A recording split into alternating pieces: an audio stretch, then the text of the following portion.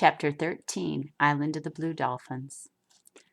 I did not sleep much the night before I went to the place of the sea elephants. I thought again about the law that forbade women to make weapons. I wondered if my arrows would go straight, and if they did, would any pierce the animal's tough hide? What if one of the bulls turned on me? What if I were injured and then had to fight the wild dogs as I dragged myself homeward? I thought about these things most of the night. But with the sun I was up and on my way to the place where the sea elephants lived.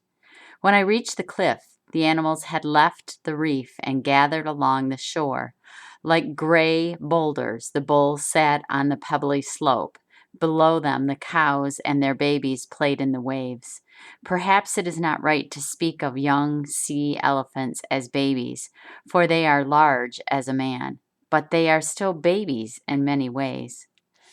They follow their mothers around, waddling along on their flippers like children learning to walk, making crying sounds and sounds of pleasure that only the young make. And before they will leave the shore and learn to swim, their mothers have to push them into the sea, which is often difficult to do because of their size. Some distance separates the bulls from each other, for they are bad-tempered, very jealous by nature, and quick to fight over anything that displeases them. There were 6 of them below me on the slope, each sitting alone like a great chief and watching his herd of cows and babies. The cow has a smooth body and a face that looks much like that of a mouse, with a sharp pointed nose and whiskers, but the bull is different. His nose has a long hump on it which hangs down over his mouth. His skin is rough and looks like wet earth that has dried in the sun and cracked. He is an ugly animal. From the top of the cliff, I could look down at each of the sea elephants and try to choose the smallest of the 6. They were all the same size, save one, which was the furthest from me and partly hidden by a rock. He was about half as large as the others, a young bull. Since no cows were playing amongst the waves in front of him, I knew that he did not have a herd of his own, and for that reason would not be so weary or quickly angered. Quietly I let myself down the edge of the cliff. To reach him I had to pass behind the others, being careful not to alarm them. They fear nothing and would not move if they saw me, but it was better, I thought, not to put them on their guard. I carried my new bow, which was almost as tall as I was, and 5 arrows. The path was rough and covered with small stones. I took pains not to send them tumbling down the slope. I was also careful not to be seen by the cows, which get alarmed easily and would have warned the rest of the herd with their cries. I crawled behind a big rock near the young bull. I then got to my feet and fitted an arrow to the bow, although I suddenly remembered my father's warning that because I was a woman, the bow would break. The sun was far in the west, but luckily my shadow fell away from the young bull. The distance between us was short, and his back was turned squarely toward me. Still, I did not know where to place the first arrow, whether in his shoulder or in his head. The skin of the sea elephant was rough, yet very thin, and beneath it are thick layers of fat. And though his body is large, his head is small and would make a poor target.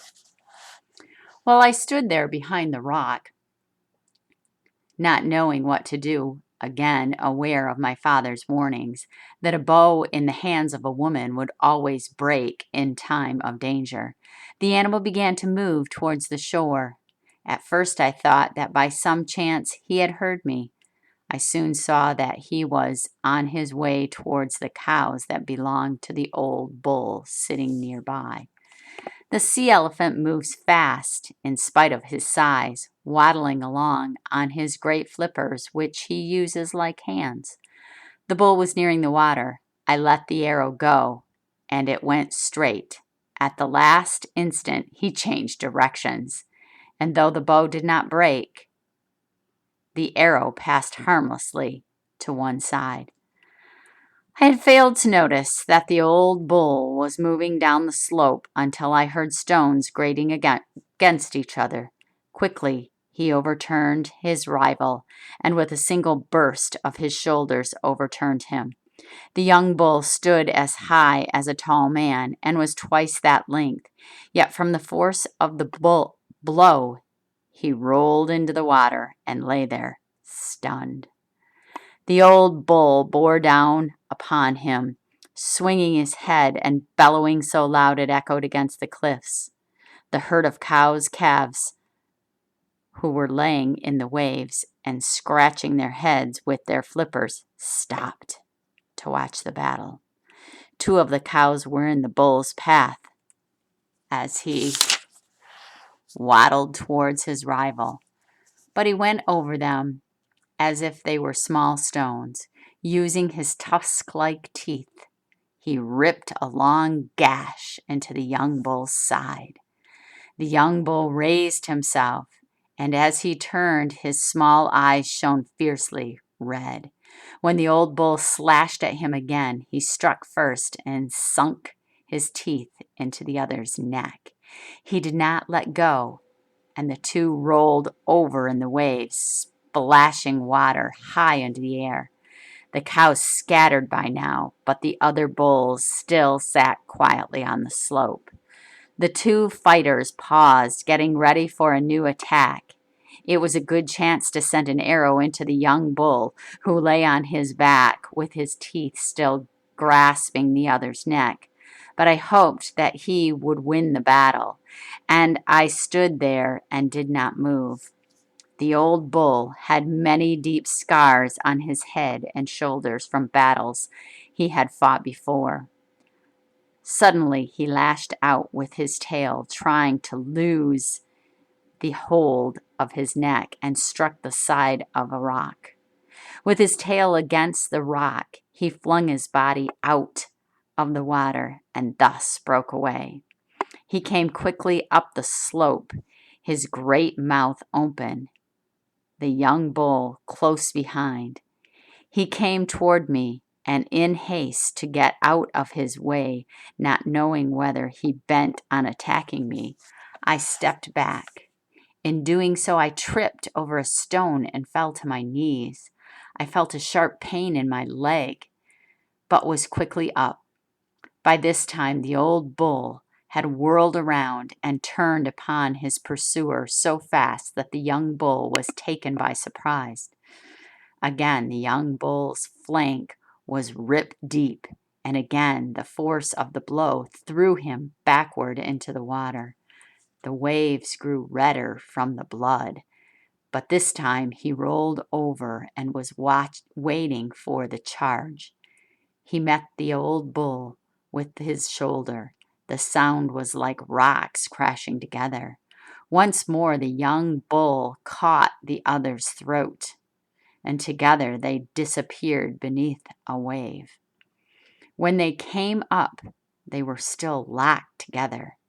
The sun had gone down, and it was so dark I could no longer see clearly. My leg had now begun to hurt. Since I had a long way to go, I left them. I could hear their bellowing as I went up the cliff, and for a long time afterward. That was chapter 13. And today's writing/assignment is a writing assignment that I will send in an email right after this one.